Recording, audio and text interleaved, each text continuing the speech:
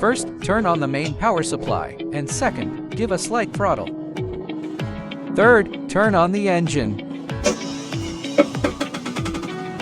Push the joystick forward. Excavator moves forward. Pull back to make the excavator move backward. Push the left joystick forward. Push the small arm forward. Push the small arm to the left. Turn the upper body to the left. Push right to turn the upper body to the right.